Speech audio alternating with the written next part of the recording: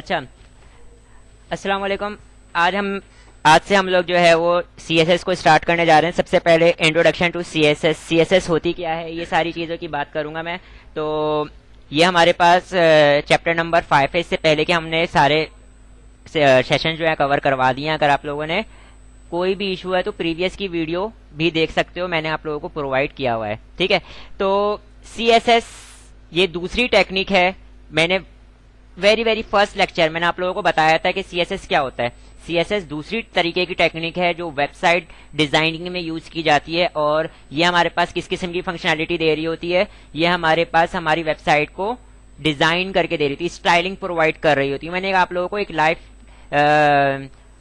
क्या कहते हैं अपने एक एग्जाम्पल दी थी, लाइफ एग्जाम्पल दी थी मैंने आप लोगों को। जैसे कि अगर स्केलेटन है, स्केलेटन हमारे पास क्या इस पूरी की पूरी बॉडी को क्या करा हुआ है, उसने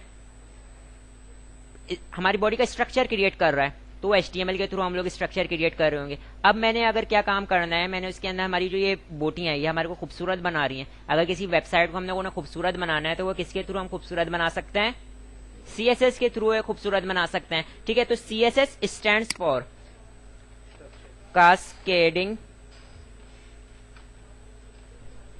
style sheet, cascading style sheet. ठीक है, और इसका करंटली वर्जन हमारे पास क्या चल रहा है? 3। ठीक है, चले अब आ जाते हैं बुक के अंदर, और यहाँ पर इसके बारे में काफी लंबी जो है वो एक दास्तान दी हुई है। अगर आप लोग इसको पढ़ना चाहें तो पढ़ सकते हैं। मैंने आप लोगों को इन शॉर्ट बता दिया कि हम लोग इससे क्या कर रहे होंगे, स्टाइलिंग कर रहे होंगे अपनी वेबसाइट की। ठीक है जी, इस टेक्निक को यूज करके। ठीक है, फिर उसके बाद हमारे पास यहाँ पर क्या है, आइडेंटिफाई न्यू, ये टारगेट्स हैं। ठीक है, हम लोग इस पूरे सेशन में चैप्टर नंबर 5 में क्या क्या पढ़ रहे होंगे। ठीक है, identify the new functions of a CSS, explain the different types of a selectors, explain nested tag, define class IDs and apply style. ठीक है, ये सारी चीजें हाइपर लिंक के ऊपर हम लोग किस तरीके से स्टाइल अप्लाई कर रहे होंगे, ये सारी चीजें आज का टारगेट है, इस चैप्टर का टारगेट है। तो आ जाते हैं, मैंने आप लोगों को कास्केडिंग के बारे में बता दिया, इसके बारे में थ्योरी है ये पूरी। ठीक है, कि क्या क्या काम कर सकते हैं, क्या क्या नहीं कर सकते, ये सारी चीजें। ठीक है, अब हमारे पास क्या चीज है, सीएसएस का सिंटैक्स क्या है। अगर मैंने सीएसएस को यूज करना है, कहीं पे भी अपने पास यूज करना है, फॉर एग्जाम्पल मैं किसी चीज के ऊपर स्टाइलिंग अप्लाई करने जा रहा हूँ। देखो किस चीज के ऊपर स्टाइलिंग अप्लाई करोगे? एचटीएमएल के किसी एलिमेंट के ऊपर। एचटीएमएल के बहुत सारे एलिमेंट्स हैं ना, एचटीएमएल के ऊपर किसी पर्टिकुलर चीज के ऊपर हम लोग स्टाइलिंग अप्लाई कर रहे होंगे ना। ठीक है, तो उसके ऊपर स्टाइलिंग अप्लाई कैसे करोगे? ठीक है, तो हमारे पास ये सीएसएस का सिंटैक्स बताता है। सिंटैक्स का मतलब होता है उसको लिखने का तरीकेकार, लिखने का तरीकेकार। तो सीएसएस को परफॉर्म करने का तरीकेकार क्या है, ये देखें इधर, यहां पर इन्होंने बताया हुआ है कि जैसे सिलेक्टर, कर्ली ब्रैकेट से बॉडी स्टार्ट हुई, कर्ली ब्रैकेट पे बॉडी क्लोज, और इसी तरीके से मैं भी यहाँ पे लिख के दिखा दे रहा हूं, सिलेक्टर। ठीक है, और कर्ली ब्रैकेट से बॉडी स्टार्ट, कर्ली ब्रैकेट पे बॉडी क्लोज, और मिडिल में हमारे पास क्या आ जाता है, प्रॉपर्टी, और कॉलन पास करके उसकी वैल्यू और टर्मिनेटर। ठीक है, तो ये सिलेक्टर क्या चीज है, ये प्रॉपर्टीज क्या है, ये वैल्यूज क्या है, ये सारी चीजें बताता हूं। ये सिंटैक्स है, इसके थ्रू हम लोग क्या काम कर सकते हैं, अपने किसी भी एलिमेंट के ऊपर स्टाइलिंग अप्लाई कर सकते हैं। ठीक है जी, तो अब हमारे पास वो जो एलिमेंट देखें इधर, किसी चीज के ऊपर अगर मैंने स्टाइलिंग अप्लाई करनी है, स्टाइलिंग हो गई या कोई भी काम करना है, फॉर एग्जाम्पल अगर मैंने बोर्ड इरेज करना है, तो पहले मैं क्या करूंगा, डस्टर को पकड़ूंगा, then I am able to anything from the board. ठीक है, तो क्या हुआ, पहले उस चीज को मैंने पकड़ूंगा। तो इसका मतलब क्या है कि अगर मैंने स्टाइलिंग अप्लाई करनी है तो पहले जिस एलिमेंट पे अप्लाई करनी है उस एलिमेंट को क्या करना पड़ेगा, पकड़ना पड़ेगा। तो यहां पर जो हमारे पास लिखा हुआ है सिलेक्टर, तो ये क्या कर रहा है, ये सिलेक्टर मतलब एलिमेंट उस चीज को होल्ड कर लेगा, एचटीएमएल के उस एलिमेंट को क्या कर लेगा, सिलेक्ट कर लेगा जिसके ऊपर आपने स्टाइलिंग अप्लाई करनी है। ठीक है, और फिर उसके बाद कौन सी स्टाइलिंग अप्लाई होगी वो कर्ली ब्रैकेट से मैंने बॉडी के अंदर बताया हुआ है। ठीक है, कर्ली ब्रैकेट से बॉडी के अंदर डिफाइन किया हुआ है कि भाई इस पर्टिकुलर एलिमेंट के ऊपर आपने ये स्टाइलिंग अप्लाई करनी है। सही है, अच्छा, प्रॉपर्टीज और वैल्यू। प्रॉपर्टी क्या है और वैल्यू क्या है? सही है, प्रॉपर्टी क्या है और वैल्यू क्या है।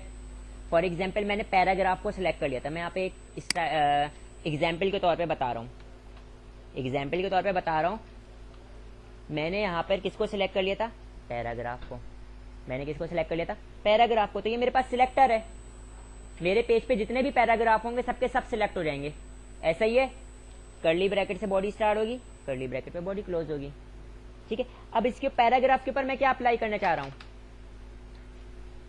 स्टाइलिंग करनी है ना। तो हमारे पास प्रॉपर्टी, प्रॉपर्टी से मुराद उसका कलर, कलर बैकग्राउंड कलर, उसका फॉन्ट साइज, फॉन्ट वेट, ये सारी स्टाइलिंग है ना। तो ये सारी की सारी क्या चीज कहलाएंगी, इसकी प्रॉपर्टीज कहलाएंगी। सही है, फॉर एग्जाम्पल अगर मैं इसको कलर बोलता हूँ, कलर, तो उसका कॉलन पास करके कलर की वैल्यू कौन सी होती है, रेड, ग्रीन, ब्राउन, तो ये इसकी वैल्यू आ गई, फॉर एग्जाम्पल रेड, टर्मिनेटर पास कर दिया। ठीक है, तो ये क्या है, सिलेक्टर, और ये प्रॉपर्टी, और ये वैल्यू। सही है, इस तरीके से अगर आप लोगों ने मल्टीपल वैल्यूज पास करनी है तो नेक्स्ट लाइन में आओ। यहां पर आने के बाद फॉर एग्जाम्पल मैंने क्या पास कर दिया, बैकग्राउंड कलर, और बैकग्राउंड कलर मैंने क्या दे दिया, ग्रीन। तो ये मेरे पास क्या थी, प्रॉपर्टी थी। प्रॉपर्टी का मतलब क्या होता है, खुसूसियत। ठीक है, तो ये खुसूसियत में किसके साथ ऐड कर रहा हूं, पैराग्राफ के साथ।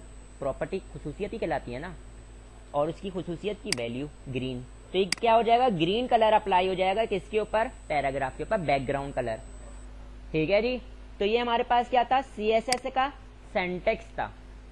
क्या था, सीएसएस का सिंटैक्स था। अच्छा, अब ये सिंटैक्स को मैंने क्या करना है, फॉर एग्जाम्पल अगर मैंने सीएसएस के सिंटैक्स को मैंने अप्लाई करना है, तो मैं जाहिर सी बात है मैं किस तरीके से अप्लाई करूंगा, मैं इसको किस तरीके से अप्लाई करूंगा। कोई मैंने आप लोगों को जैसे पैराग्राफ का काम करते थे, हम पैराग्राफ का काम सारा का सारा पैराग्राफ के टैग के अंदर करते थे। ये मेरे पास सारी की सारी क्या है, स्टाइलिंग है। सही है, तो हम लोग अपने पेज के ऊपर मुख्तलिफ तरीके से स्टाइलिंग को यूज कर सकते हैं। ठीक है, ये आगे चल के मैं आप लोगों को बताऊंगा कि हम अपने हाउ टू यूज, मैं यहाँ पे लिख रहा हूं how to use CSS on the page. मैं पेज पे सीएसएस को किस तरीके से यूज कर सकता हूं। ठीक है, तो हमारे पास 3 तरीकेकार हैं। मैं अभी आगे डिटेल से बताऊंगा कि वो 3 तरीकेकार कौन से हैं। उनमें से एक तरीकेकार मैं अभी आप लोगों को यहाँ पे बताने जा रहा हूं, और वो तरीकेकार क्या है, हम लोग स्टाइल का टैग यूज करेंगे। स्टाइल का टैग ओपन होगा, पेयर टैग है, और स्टाइल का टैग क्या होगा, क्लोज होगा। पेयर टैग है, ओपन भी होगा और क्लोज भी होगा। अब जितनी भी स्टाइलिंग है ना, सीएसएस है, वो मिडिल ऑफ इट परफॉर्म होगा। जैसे कि फॉर एग्जांपल मैंने यहाँ पे पैराग्राफ वाला काम किया था ना, वो कहां पर होगा, यहाँ पे मैं कॉपी करता हूँ, यहाँ पर पेस्ट कर दूंगा। तो ये सीएसएस थी ना, ये सीएसएस कहां पे हम परफॉर्म कर सकते हैं, स्टाइल के टैग के अंदर। अदरवाइज ये सीएसएस वर्क नहीं करेगी। समझ में आई, सीएसएस को अगर आप लोगों ने चलाना है तो आप लोगों ने किसके अंदर इसको यूज करोगे, स्टाइल के टैग में यूज करोगे। मुख्तलिफ किस्म के 3 तरीकेकार हैं, जिनमें से एक तरीकेकार मैंने बता दिया, और इस तरीकेकार को हम लोग क्या कहते हैं, इंटरनल सीएसएस। चीज समझ में आई, देखें इधर। अब अगर मैंने सीएसएस का सिंटैक्स तो बता दिया कि भाई पहले हम लोग सिलेक्ट करेंगे, फिर उसके ऊपर कोई काम कर रहे होंगे, किसी एलिमेंट को मैं पकड़ूंगा तो उसके ऊपर स्टाइलिंग करूंगा ना। ठीक है, तो मैंने इस एलिमेंट को पकड़ा, एलिमेंट को मैंने सिलेक्ट कर लिया, पैराग्राफ सिलेक्ट हो गया, फिर उसके ऊपर मैंने जो भी स्टाइलिंग करनी थी कर्ली ब्रैकेट के अंदर डिफाइन कर दिया। ठीक है, अच्छा, प्रॉपर्टीज और वैल्यू के दरमियान में कॉलन आएगा, इस बात का ध्यान रखिएगा। ये प्रॉपर्टी है और ये वैल्यू है, दोनों के दरमियान में क्या आएगा, कॉलन आएगा।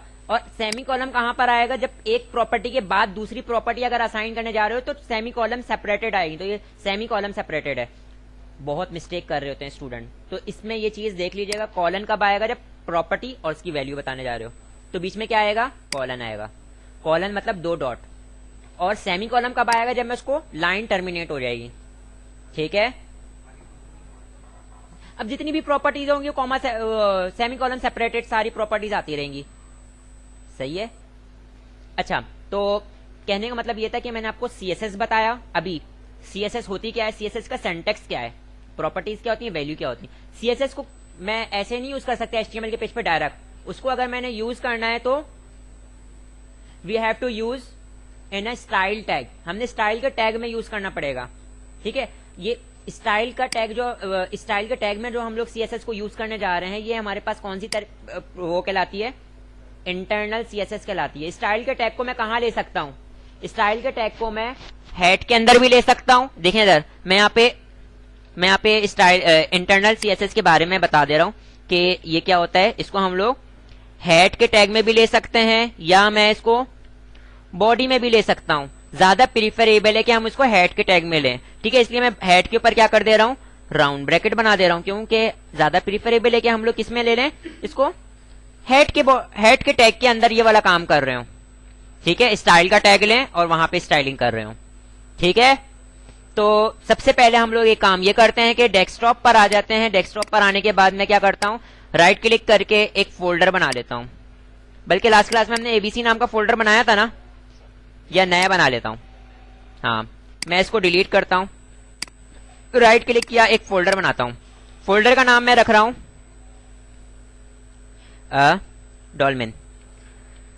ठीक है, डॉल्मेन नाम का मैंने फोल्डर बना लिया। और अब मैंने इसको वीएस कोड में किस तरीके से सिलेक्ट करना है, दोबारा से रिकॉल हो जाएगा। वीएस कोड को मैंने ओपन किया, पहले से प्रीवियस अगर आप लोगों ने इसमें काम किया हुआ है तो फाइल यहां पर सिलेक्ट हुई भी आ रही होगी, लेकिन आपने क्या करना है, फाइल में जाओगे। फाइल में जाने के बाद ओपन फोल्डर, ओपन फाइल नहीं कर दीजिएगा, ओपन फोल्डर करेंगे। और डेस्कटॉप पे आ जाओ। डेस्कटॉप पे किस नाम की फाइल बनाई है आपने, वो फोल्डर बनाया आपने, डॉल्मेन। अब इसके अंदर नहीं जाएंगे, बस डॉल्मेन पे सिलेक्ट करके इसको सिलेक्ट कर दोगे फोल्डर, तो फोल्डर मेरे पास क्या हो जाएगा, सिलेक्ट हो जाएगा। फोल्डर सिलेक्ट हो गया और ये मेरे पास क्या एक्सप्लोरर है। ठीक है, अभी इसके अंदर कोई भी फाइलें मौजूद नहीं है। ठीक है, अगर आपने कोई फाइल बनानी है या फोल्डर बनाना है तो देखो यहाँ पे फाइल बनाओगे, यहाँ पे फोल्डर। ठीक है, मैं इस फाइल पे क्लिक कर रहा हूं, फिलहाल मैं कोई फाइल बनाना चाह रहा हूं। मैं यहां पर आता हूं, मैं लिख देता हूं home.html, इंटर किया और मेरे पास एक अदद क्या आ गया, HTML का पेज आ गया। अब अगर आप लोगों ने HTML का बेसिक कोड जनरेट करवाना है, जो आप लोगों को मैनुअली पहले लिखना पड़ता था, तो यहाँ पे आप लोग क्या करोगे, ये देखें इधर एक्सप्लेनेशन मार्क लिखोगे और एंटर कर दोगे, तो आपके पास क्या हो जाएगा, बेसिक कोड जनरेट हो जाएगा।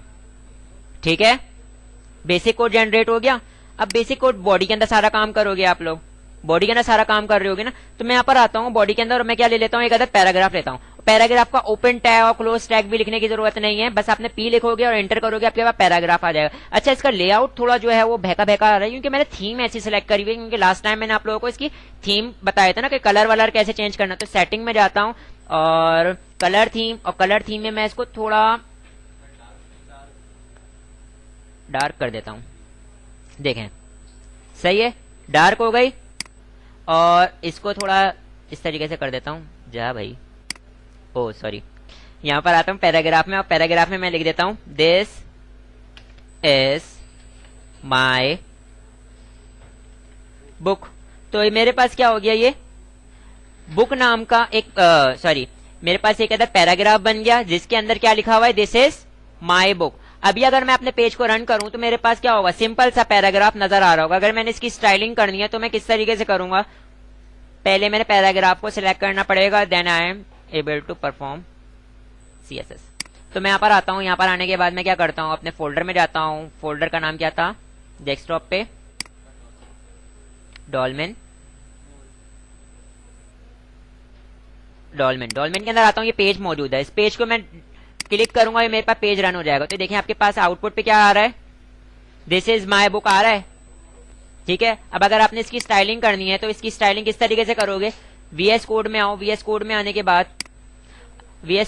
के बाद यहां पर आता हूं मैं, देखें इधर हेड के टैग में मैंने आपको बताया था ना, हेड के टैग में मैं ज्यादा प्रीफरेबल है अगर आप इंटरनल स्टाइलिंग कर रहे हो तो।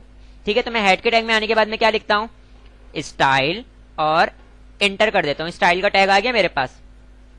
ठीक है, पेयर टैग है, यहां पर आता हूं मैं लिखता हूं पैराग्राफ, और कर्ली ब्रैकेट से बॉडी स्टार्ट, कर्ली ब्रैकेट पे बॉडी क्लोज। ठीक है, और यहाँ पे मैं क्या लिखता हूँ, कलर। ये देखो सारी प्रॉपर्टीज मेरे पास नजर आने लगी, सी से जो स्टार्ट होती हैं। ठीक है, अब देखो इधर इसके ऊपर अगर मैं होवर करूं तो मेरे पास क्या आ रहा है, सेट डक, ये उसके बारे में लिखा हुआ आ रहा है, उस प्रॉपर्टी के बारे में।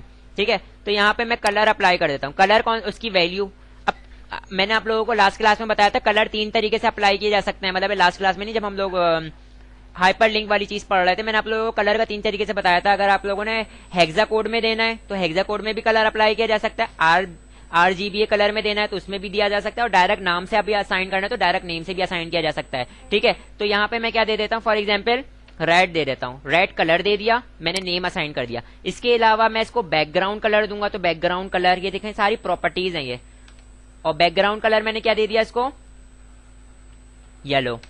ठीक है, सेव करता हूं। सेव करने के बाद मैं ब्राउजर पर आता हूं, मेरा पेज तो एग्जीक्यूट हुआ हुआ है, मैं रन कर देता हूं, तो मेरे पास क्या हो गया, प्रॉपर्टीज उसके ऊपर अप्लाई हो गई उस पैराग्राफ पर। सही है,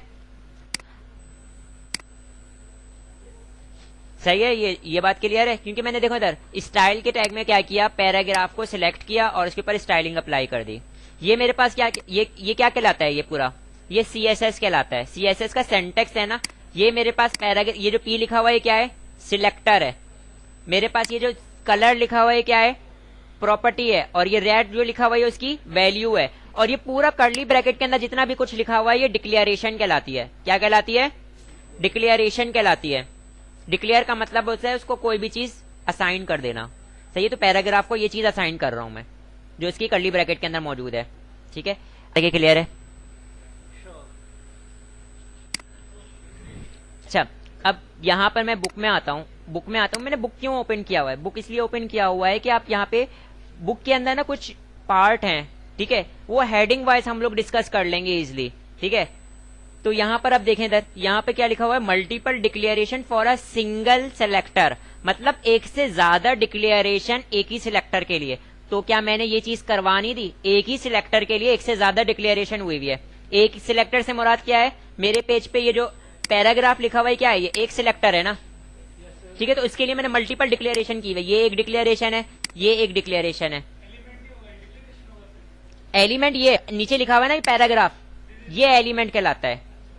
मैंने एलिमेंट वो बहुत डिटेल से बताया था एलिमेंट होता क्या है। एलिमेंट को देखें, किसी भी हम लोग एलिमेंट की स्टाइलिंग कर रहे होते हैं, एलिमेंट को स्टाइलिंग कर रहे होते हैं, एलिमेंट को पहले मैं सिलेक्ट करता हूं। तो ये देखो सिलेक्ट किया हुआ है ना, P जो लिखा हुआ है क्या हुआ है, सिलेक्ट हुआ हुआ है। एलिमेंट को मैंने सिलेक्ट किया, अब उसके ऊपर स्टाइलिंग कर रहा हूं, तो वो स्टाइलिंग क्या कर रहा हूं, CSS के सिंटैक्स के थ्रू होगा। CSS के सिंटैक्स को मैंने अभी थोड़ी देर पहले बताया कि CSS का सिंटैक्स में क्या चीज क्या कहलाती है, ये सारी चीजें। हाँ, आ रहा हूं, उसी तरफ आ रहा हूं। देखें, एक एलिमेंट के ऊपर मल्टीपल स्टाइलिंग हो रही है। देखो इधर मल्टीपल स्टाइलिंग से मुराद क्या, मल्टीपल डिक्लेरेशन हो रही है। देखो कलर भी हो रहा है, बैकग्राउंड कलर। ठीक है, अगर इसके अलावा मैं और कुछ असाइन करना चाहूं तो वो भी असाइन कर सकता हूं। ठीक है, फॉर एग्जाम्पल मैं यहाँ पर आता हूं, फॉन्ट साइज, मिसाल के तौर पर बोल रहा हूं, फॉन्ट साइज में यहाँ पे क्या दे देता हूं, 70 पिक्सल्स। मैंने एक रैंडम उसको एक यूनिट दे दिया है, पिक्सल्स। अभी आप लोगों को नहीं पता ये PX क्या है, ये सारी चीजें, लेकिन मैंने एक यूनिट दे दिया है, यूनिट समझाता हूँ। मैं यहाँ पर आता हूँ और यहाँ पर आने के बाद मैं इसको पहले तो कंट्रोल 0 कर देता हूँ ताकि अपने ओरिजिनल साइज में आ जाए। ठीक है, और अपने पेज को रिफ्रेश करता हूँ, तो देखें इधर 72 क्या हो गया, ये इसकी हाइट हो गई। ठीक है, तो ये मेरे पास क्या था, प्रॉपर्टी अप्लाई हो रही है ना, क्या अप्लाई हो रही है, प्रॉपर्टी अप्लाई हो रही है।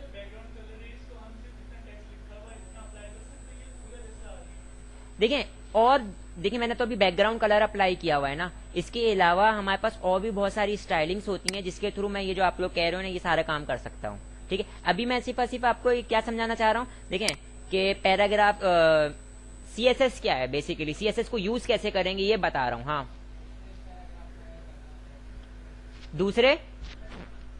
दूसरे पैराग्राफ को देखें, अब अगर मेरे पास एक और पैराग्राफ होगा तो उसके ऊपर भी सेम चीज अप्लाई हो जाएगी, क्योंकि मेरे पास यहाँ पे सिलेक्टर क्या यूज हुआ है, मैंने P लिया हुआ है, तो मेरे पेज पे जितने भी पैराग्राफ होंगे सारे सिलेक्ट हो जाएंगे।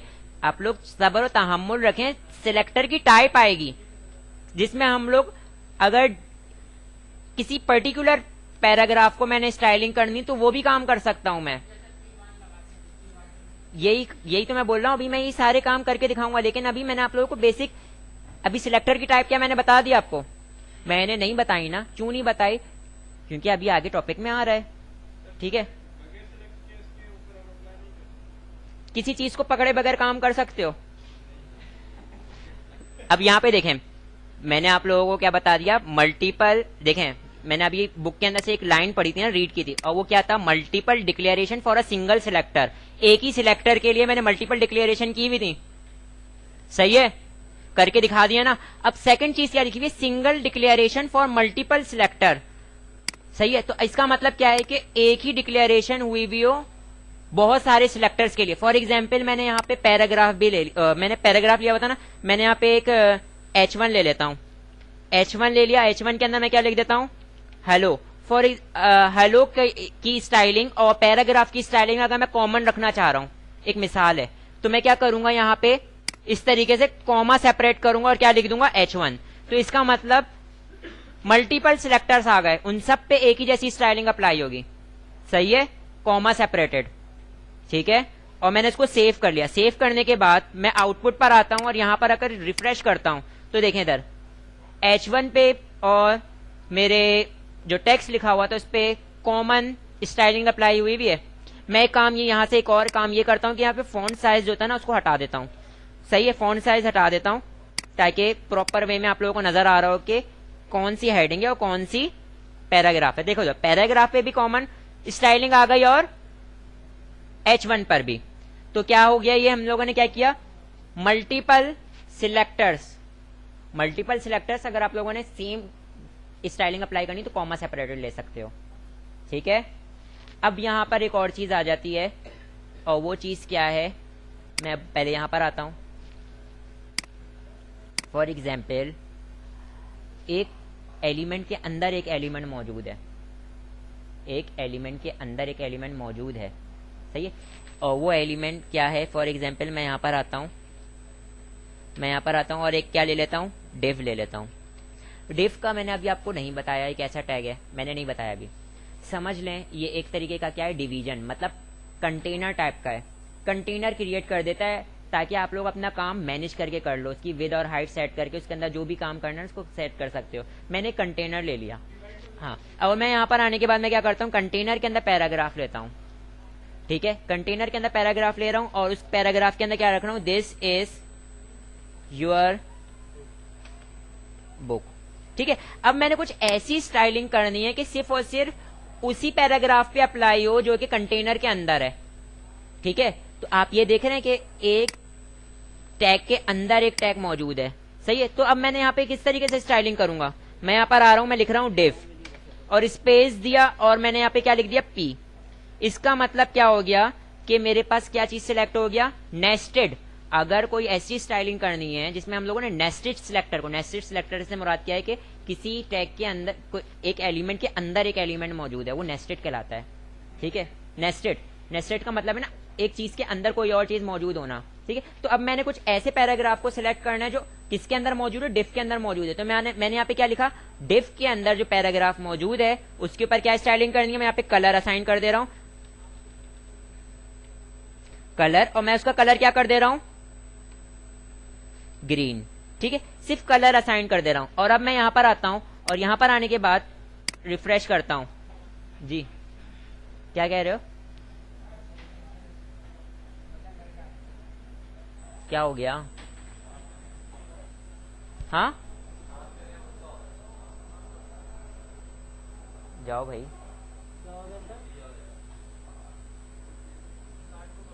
ठीक हो ना,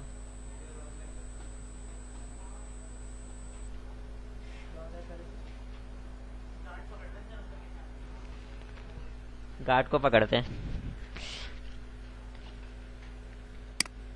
रिकॉर्डिंग। अच्छा यहाँ पे इधर देखें, मैंने यहाँ पे एक काम ये किया था कि इधर देखें, मैंने यहाँ पे इसका कलर असाइन कर दिया, इसका बैकग्राउंड कलर भी मैं क्या कर दे रहा हूं, मैं इसका बैकग्राउंड कलर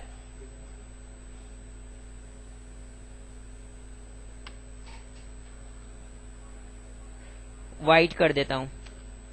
सेव किया और यहाँ पे इसको रिफ्रेश कर लिया, तो अब ये देखें इधर बैकग्राउंड कलर व्हाइट, सही है। किसका हो गया, जो कि नेस्टेड था, किसका नेस्टेड था, डिफ का नेस्टेड था पैराग्राफ, सही है जी। किसी और पैराग्राफ का कलर ग्रीन और व्हाइट हुआ नहीं, सिर्फ उसी का हुआ जो नेस्टेड था। किसका नेस्टेड था, डिफ का नेस्टेड था। तो क्योंकि उसने अभी सिलेक्टर की टाइप नहीं बताई ना, वो मैंने सिलेक्टर की टाइप बताऊंगा तो ये चीज क्लियर हो जाएगी। ठीक है, यहां तक ये क्लियर है। देखें इधर, अगर मल्टीपल चीजों पे एक जैसा कलर असाइन करना है तो कॉमा सेपरेटेड, और अगर कोई नेस्टेड चीज पे अप्लाई करना है तो पहले उसका पेरेंट बताओ, फिर उसका चाइल्ड बताओ, और फिर उसको असाइन कर दो। ठीक है, CSS। मतलब ये जो आपने DIV किया था, हाँ, इसके अंदर वो करके पैराग्राफ है, उसके बाद ऊपर जाके DIV समझ लो। यहां तक कि मैंने आप लोगों को चीजें बता दी कि इसको हम लोग क्या कहते हैं, नेस्टेड कहते हैं, और इसको हम लोग क्या कहते हैं, मल्टीपल सिलेक्टर्स कहते हैं। तो यहां पर मैं यहां पर आगे क्या करता हूं, एक काम ये करता हूं कि कमेंट करके लिख देता हूं कि इसको क्या कहते हैं। ठीक है, मैं यहां पर आके लिख देता हूं नेस्टिंग सिलेक्टर।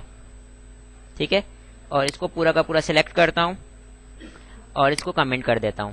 ठीक है, कमेंट करने का तरीकेकार क्या है, ये देखें इधर, को जिस चीज को भी कमेंट करना है आपने पूरी चीज को सिलेक्ट करो और कंट्रोल और बैकस्लैश, तो आपके पास वो चीज कमेंट हो जाएगी। कमेंट का बिहेवियर आपके पास आउटपुट पे नजर नहीं आता। कमेंट होता है क्या है, कमेंट का बिहेवियर आउटपुट पे नजर नहीं आता, लेकिन एक इंडिकेशन हो जाती है ताकि आप उसको आराम से याद रख सको, या कोई ऐसा कॉम्प्लेक्स कोड है जिसको आप लोग फिलहाल इसकी फंक्शनैलिटी आउटपुट पे नहीं चाह रहे, लेकिन उसको इन फ्यूचर आप यूज करना चाहते हो, तो आप उसको क्या कर लोगे कि उसको कमेंट करके रख लोगे कि बाद में अगर मुझे कभी यूज करना पड़े तो मैं इसको अनकमेंट करके यूज कर सकूं। ये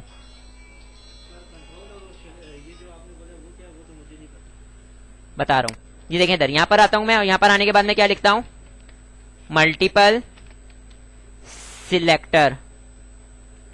ठीक है, और इसको मैं पूरा का पूरा सिलेक्ट करूंगा, और ये कंट्रोल प्रेस करने के बाद ये क्वेश्चन मार्क के साथ मौजूद होगा। ठीक है, ये सिलेक्ट कर लिया, तो मेरे पास क्या हो गया, दिमाग खराब है क्या, अच्छा मेरे पास ये क्या हो गया, सिलेक्ट हो गया, कमेंट हो गया। ठीक है, ये चीज क्लियर है बेटा। हाँ, ये देख लें, क्या था, हाँ मेजरमेंट यूनिट देख लेते हैं। फॉर एग्जाम्पल मैंने आप लोगों के सामने अभी फॉन्ट साइज और px लिखा था, 70 px लिखा था, सही है। तो मोस्ट कॉमनली हम लोग दो तरीके के यूनिट यूज कर रहे होते हैं, मेजरमेंट यूनिट दो तरीके के यूज कर रहे होते हैं। पहला होता है हमारे पास परसेंटेज, और दूसरा होता है हमारे पास, यहां पर आता हूं लिख देता हूं, पिक्सल्स। दोनों में क्या डिफरेंस है और वो दोनों किस तरीके का बिहेवियर दे रहे होते हैं वो बता देता हूं। ठीक है, तो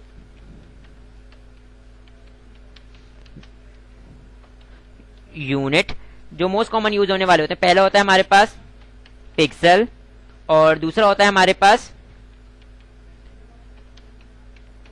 परसेंटेज। ठीक है, तो पिक्सल्स जो होता है हमारे पास वो क्या होता है, उसको अगर मैंने किसी भी नंबर के आगे, अगर मैं फॉर एग्जांपल 1 to 12 के आगे px लगा दूंगा तो इसका मतलब क्या हो जाएगा, पिक्सल सप्लाई हो गए।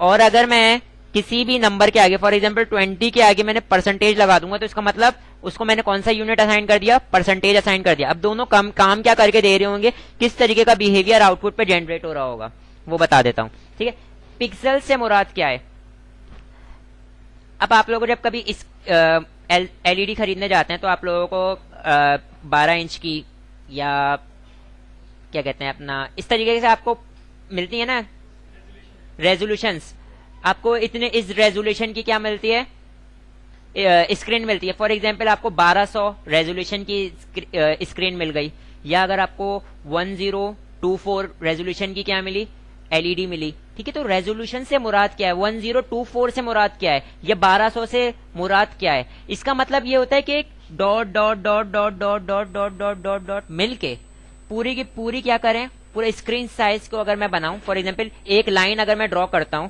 और dot dot dot dot 1200 dot लगाऊं बराबर बराबर में, तो क्या बन जाएगा वो 1200 रेजोल्यूशन बन जाएगा। मतलब एक डॉट उन्होंने क्या किया हुआ, एक पिक्सल्स के बराबर है। ठीक है, डॉट डॉट डॉट डॉट। अब पूरी स्क्रीन का मतलब क्या है, पूरी स्क्रीन पे अगर मैं 1200 रेजोल्यूशन की बोल रहा हूँ, 1200 पिक्सल्स की बोल रहा हूँ, तो इसका मतलब ये कि अगर मैंने 1200 की स्क्रीन के ऊपर काम करना है तो अगर मैंने कोई बॉक्स चाहिए मुझे इतना बड़ा, तो इसका मतलब मैं इसको 200 क्या लूंगा, पिक्सल्स का लूंगा, 400 पिक्सल्स का लूंगा, 50 अगर मैं 600 पिक्सल्स का लूंगा, इसका मतलब आधी पूरी स्क्रीन क्या हो जाएगी, बॉक्स, आधी स्क्रीन का बॉक्स आ जाएगा। ठीक है, तो ये हमारे पास मेजरमेंट यूनिट होते हैं, समझ में आई। px का मतलब क्या है हमारे पास, वो पॉइंट, छोटे छोटे छोटे छोटे पॉइंट्स मिलके पूरी की पूरी स्क्रीन को जो बना रहे होते हैं, छोटे छोटे मेजरमेंट, छोटी छोटी एक उनके एक स्पेसिफिक यूनिट है। फॉर एग्जाम्पल अगर मैं एक डॉट लगा रहा हूँ तो मेरे पास क्या काउंट होगा, वो 1 पिक्सल्स के बराबर काउंट होगा वो। जी, अगर मैं dot dot dot dot dot dot dot dot dot लगा के 1200 डॉट लगा देता हूँ तो मेरे पास वो 1200 पिक्सल्स की क्या बन जाएगी, स्क्रीन होती है वो, ठीक है, 1024। अब अगर इसके ऊपर काम करना है तो 1024 की स्क्रीन है, तो इसका मतलब अगर मैंने इसके ऊपर कोई वेबसाइट बनाने जा रहा हूँ तो इसके ऊपर फॉर एग्जाम्पल साइड बार होती है ना, जो आपके पास साइड में मौजूद होती है, जैसे ये साइड बार। फॉर एग्जाम्पल आपको यह साइड बार चाहिए और आपकी स्क्रीन क्या है, 1024 या 1200 पिक्सल्स है। फॉर एग्जाम्पल अगर 1200 पिक्सल्स है तो इसका मतलब 1200 पिक्सल्स इतने होते हैं। मैं मिसाल के तौर पे बता रहा हूँ, यहाँ पर 1200 पिक्सल्स ये हैं, ये कितने हैं, 1200 पिक्सल्स आपकी स्क्रीन ये है, ठीक है। अब आपने इतनी बड़ी लेनी है तो इसका मतलब ये कितने, अंदाजन ही पास करोगे ना, ये कितने पिक्सल्स लोगे ताकि आपके पास ये चीज आ जाए। फॉर एग्जाम्पल आपने यहाँ पे क्या ले लिया, 600, यहाँ पे आप क्या कर लोगे, मिस 480 कर लिया या 400 कर लिया, ये मेरे पास क्या आ गए 400 पिक्सल्स। इस तरीके से हम लोग क्या काम कर रहे होते हैं, इसके ऊपर वर्क कर रहे होते हैं, पिक्सल्स ये कहलाते हैं, ठीक है। अब परसेंटेज देखें, इसका नुकसान भी है, इसका नुकसान क्या है कि अब अगर आप लोगों ने अपनी वेबसाइट बनाई किसके ऊपर, 1200 पिक्सल्स के ऊपर, वो खुल गई इससे बड़ी स्क्रीन के ऊपर, तो वो क्या होगी, वेबसाइट श्रिंक होकर नजर आ रही होगी, छोटी हुई भी नजर आ रही होगी, ठीक है, बात क्लियर है। या अगर आपने बनाई 1200 पिक्सल्स के लिए और आपकी वेबसाइट खुली किसके ऊपर, 1024 पे, तो नीचे स्क्रॉल बार आ रहा होगा, सही है, ये नुकसान है इसका, ठीक है। लेकिन हम लोग इसको क्या कर रहे होते हैं, यूज कर रहे होते हैं, ज्यादातर ये हमारे पेज पे कहीं ना कहीं इस्तेमाल होती हुई नजर आ रही होती है, ठीक है। दूसरा होता है हमारे पास परसेंटेज, ठीक है। परसेंटेज से मुराद क्या होता है कि जितनी भी स्क्रीन हो, फॉर एग्जाम्पल अगर मैं बोल देता हूँ, एक मैं कंटेनर बना रहा हूँ, मैंने एक कंटेनर बनाया और उसकी मैंने उसकी जो है ना विद, देखें ये जो ये वाली चीज कहलाती है ना, जो हॉरिजॉन्टल आपकी लेंथ कहलाती है, जो आपकी हॉरिजॉन्टल लेंथ होती है हमारे पास CSS में क्या कहलाती है, विड्थ कहते हैं इसको, और जो वर्टिकल लेंथ होती है इसको हम लोग क्या कहते हैं, हाइट कहते हैं, ठीक है। फॉर एग्जाम्पल मैं वर्टिकल लेंथ इसकी क्या देना चाह रहा हूँ, पूरा कंटेनर है ना, कंटेनर है तो कंटेनर से मुराद क्या, पूरा का पूरा वेबसाइट का काम मैं इसमें करना चाह रहा हूँ, तो एक आउटर कोई पूरा का पूरा एक कंटेनर लूंगा ना, जिसके अंदर सारे काम कराऊंगा ताकि प्रॉपर वे में मेरी पूरी वेबसाइट नजर आ रही हो, ठीक है। तो अब इस कंटेनर की मैंने विड्थ ऐसी सेट करनी है कि जिस भी स्क्रीन पर ओपन हो अपने लिहाज से अपने आप को मैनेज करती रहे। तो अगर मैं इसको 1200 पिक्सल्स ले लूंगा तो मेरे लिए मसला हो जाएगा। मैं यहाँ पे इसको क्या कर देता हूँ, 100%।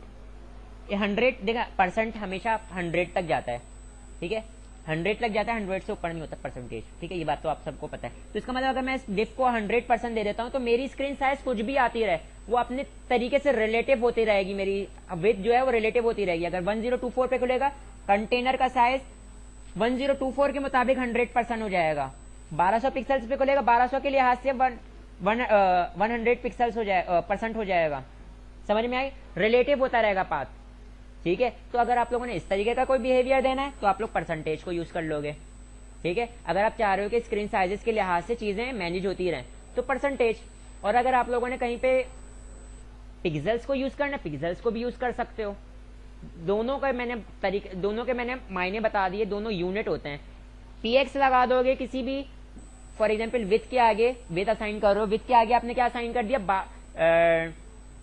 px लगा दिया 100 px, इसका मतलब वो 100 पिक्सल्स के बराबर हो गए। पिक्सल्स आपकी स्क्रीन साइज के लिहाज से वो आपको क्या कर देगा, अगर आपने अपनी स्क्रीन साइज के लिहाज से फॉर एग्जाम्पल 1200 स्क्रीन थी, आपने 100 पास कर दिया तो वो अपनी आपकी स्क्रीन के लिहाज से 100 का उसको क्या कर देगा, हाइट या विड्थ असाइन कर देगा, ठीक है, बात क्लियर है।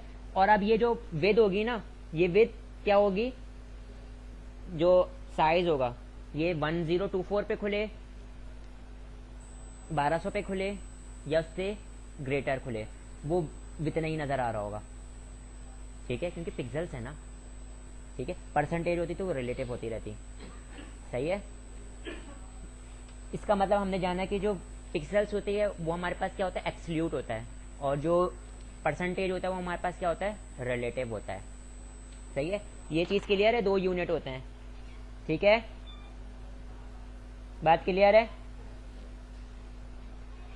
चलें आ जाते हैं, मैं यहाँ पर आता हूँ और यहाँ पर आने के बाद अब मैं इसको भी आप लोगों को क्या कर दे देता हूँ, इसका टच दे देता हूँ कि किस तरीके से पिक्सल्स किस तरीके से बिहेव कर रहा है। और डिफ कंटेनर के तौर पे बिहेव कर रहा था, मैं अभी आपको डिफ के ऊपर ये चीज़ बता देता हूँ।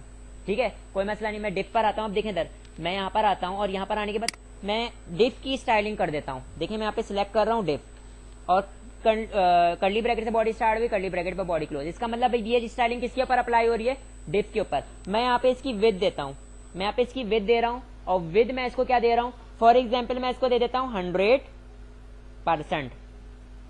मैं इसको क्या दे देता हूँ, 100%। और हाइट कितनी दे दे रहा हूँ, हाइट कभी भी परसेंटेज में नहीं पास की जाती, क्योंकि हम लोग एक अच्छा बिहेवियर, एक अच्छा कंटेंट, आपका एक अच्छा वेब पेज यही होता है कि हॉरिजॉन्टल स्क्रॉलिंग आती रहे। ठीक है, ओ सॉरी, वर्टिकल स्क्रॉलिंग आ जाए, हॉरिजॉन्टल स्क्रॉलिंग ना आए। तो हम लोग तो वर्टिकल में जितनी मर्जी चाहे पेज को ले जा सकते हैं। ठीक है, तो अपनी मर्जी से जो भी कंटेंट आ रहा था उसकी हाइट असाइन करते रहते हैं। फॉर एग्जांपल मैं यहाँ पे हाइट दे रहा हूँ 300 पिक्सल्स, तो इसकी हाइट कितनी होगी, 300 पिक्सल्स के मुताबिक होगी। ठीक है, अभी आउटपुट पे नजर नहीं आएगी विदर, देखो एक चीज की मैंने विदर हाइट दे दी तो वो आउटपुट पे इसका बिहेवियर नजर नहीं आएगा। अगर मैं इसको बैकग्राउंड कलर असाइन कर दूं या इस किस्म का कुछ बिहेवियर दे दूं तो मेरे पास वो कंटेनर नजर आ रहा होगा ना, कंटेनर है तो मैं कंटेनर को क्या दे देता हूँ, बैकग्राउंड कलर। तो बैकग्राउंड कलर में दे देता हूँ इसको क्या, फॉर एग्जाम्पल एक्वा। सेव किया, सेव करने के बाद मैं यहाँ पर आता हूँ आउटपुट पे, रिफ्रेश करता हूँ। ठीक है, नजर आ रहा है ये।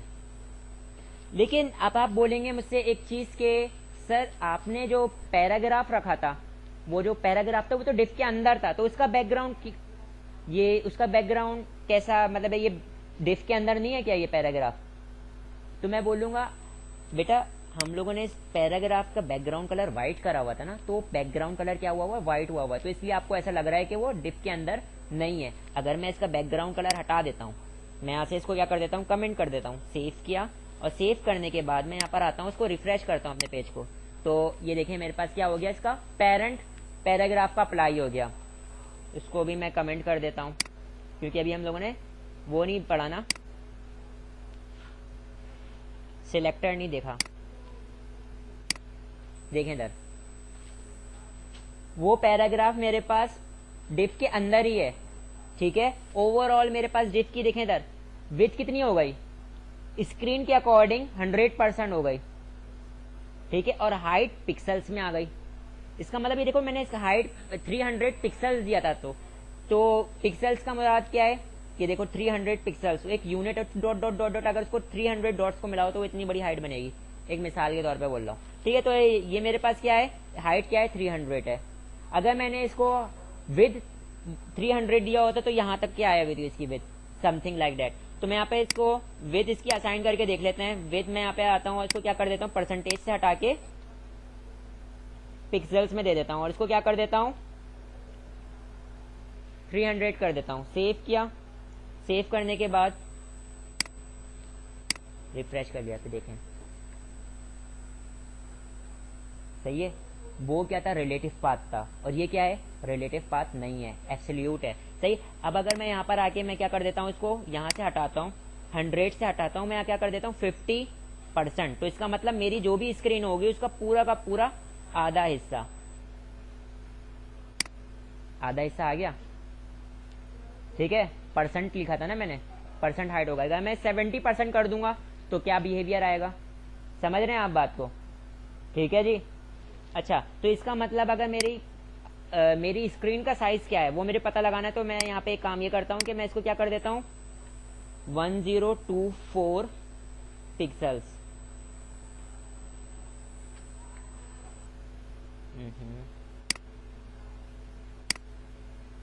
देखें नीचे स्क्रॉल बार आ गया मेरे पास, इसका मतलब मेरी स्क्रीन साइज क्या है, मेरी स्क्रीन साइज छोटी है। क्या तो मैं यहाँ पे, हाँ ये ऊपर का ये क्या है, इसके बारे में? क्या चीज़, वो मैंने कमेंट कर दिया बेटा, कमेंट किया हुआ है ना, ये देखें इधर कमेंट किया हुआ है, ठीक है। अच्छा मैं यहाँ से इसको क्या कर देता हूँ, अगर मैं इसकी 800 कर देता हूँ तो यहाँ पर आके अगर मैं इसको रिफ्रेश करता हूँ तो ये अभी भी स्क्रॉल बार आ रहा है। मैं यहाँ से इसको और कम करूँगा और फॉर एग्जांपल मैं इसको यहाँ पे क्या कर देता हूँ 700 कर देता हूँ, और 700 करने के बाद अब देखें इसका मतलब 720 समथिंग है पूरी मेरे पास, अगर मेरी स्क्रीन साइज क्या है 720 पिक्सल्स है, समथिंग लाइक दैट, ठीक है जी।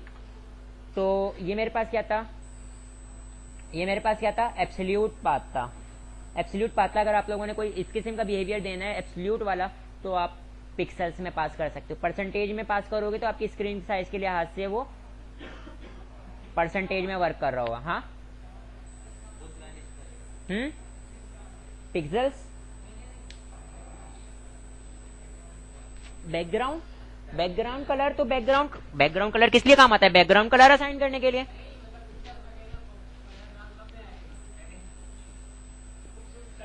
ये देख रहे हैं, ये मैं अपनी स्क्रीन साइज जो है मेरे ब्राउजर की स्क्रीन साइज जो आती जा रही है मेरी जो है वो डिव जो है वो उस स्क्रीन साइज के लिहाज से अपने आप को परसेंटेज में मैनेज करती जा रही है, ठीक है। ये फायदा होता है परसेंटेज का, ठीक है। अगर मेरे पास पिक्सल्स में पास किया हुआ होता तो नीचे स्क्रॉल बार आ जाता, ठीक है। तो मे बी ये चीज क्लियर होगी अच्छी तरीके से, बात क्लियर है। तो को क्या बता दिया, लेंथ मेजरमेंट बता दी है CSS के अंदर, और CSS को यूज करना बता दिया है, और CSS को यूज करने का एक तरीकेकार मैंने बता दिया था, उनमें से वो तरीकेकार क्या था, इंटरनल CSS। अब आ जाते हैं टाइप ऑफ स्टाइल शीट, कितनी तरीके की स्टाइल शीट हम यूज कर सकते हैं। तो हमारे पास जवाब है 3 तरीके से स्टाइल शीट को यूज कर सकते हैं। पहली तरीके की स्टाइल शीट क्या कहलाती है, internal style sheet.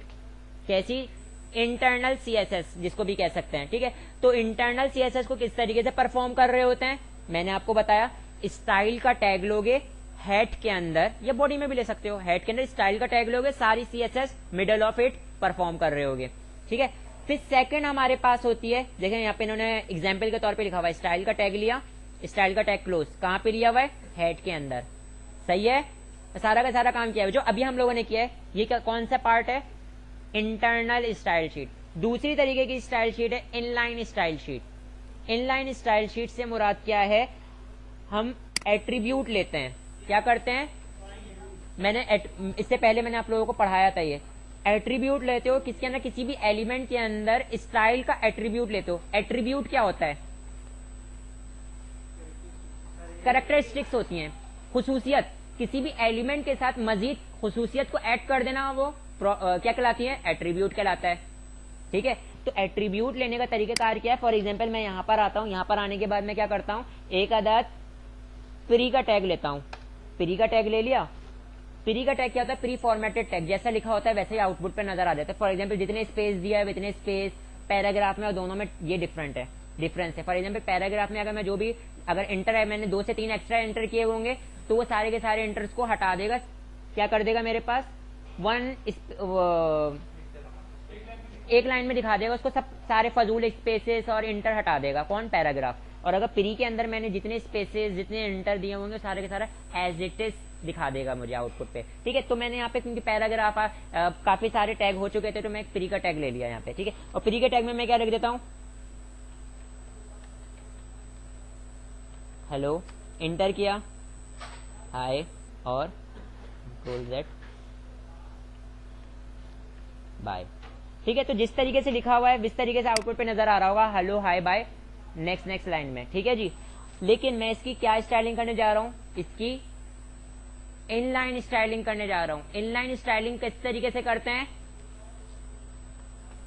Attribute use करेंगे। कौन सा एट्रीब्यूट यूज करेंगे, स्टाइल का, ठीक है। एट्रीब्यूट के तरीकेकार क्या था, एट्रीब्यूट को किस तरीके से लिखते हैं, एट्रीब्यूट का नाम आता है is equal to inverted commas में उसकी वैल्यू आ जाती है, सही है। तो स्टाइल है तो इसकी वैल्यूज कैसे आएगी, प्रॉपर्टीज और वैल्यूज, प्रॉपर्टीज और वैल्यू। तो यहाँ पे मेरे पास प्रॉपर्टी क्या आती है, फॉर एग्जाम्पल मैं यहाँ पे लिखता हूँ कलर, और कलर की वैल्यू क्या है, फॉर एग्जाम्पल मैंने लिख दिया रेड, ठीक है। इसी तरीके से कॉमा सेपरेटेड सारी प्रॉपर्टीज और उनकी वैल्यूज आती रहेंगी मेरे पास, ठीक है। तो ये मेरे पास क्या था, दूसरा तरीकेकार था, सही है। पहला तरीकेकार क्या था मेरे पास, इंटरनल, दूसरा तरीकेकार क्या था, इनलाइन। ये मैंने हेलो हाय बाय, ये जो क्या लिखा हुआ था, प्री फॉर्मेटेड टैग था, प्री फॉर्मेटेड टैग था। तो प्री फॉर्मेटेड टैग का आउटपुट किस तरीके, इसके ऊपर स्टाइलिंग अप्लाई हो गई, स्टाइलिंग अप्लाई हो गई। ये दूसरा तरीकेकार था, सही है। मैं यहाँ पर आके लिख देता हूँ, देखें इधर, मैं यहाँ पर आके लिख देता हूँ कि कितने तरीकेकार से हम लोग स्टाइलिंग अप्लाई कर सकते हैं, ठीक है। 3 टाइप्स, इसको हम लोग क्या कहते हैं, टाइप्स ऑफ स्टाइल शीट। तो हमारे पास कितने टाइप की स्टाइल शीट है, 3 टाइप की स्टाइल शीट है। ये अक्सर आप लोगों से इंटरव्यू वगैरह में भी सवाल पूछे जाते हैं। 3 टाइप की तरह की स्टाइल शीट है। पहली स्टाइल शीट हमारे पास क्या है, इंटरनल स्टाइल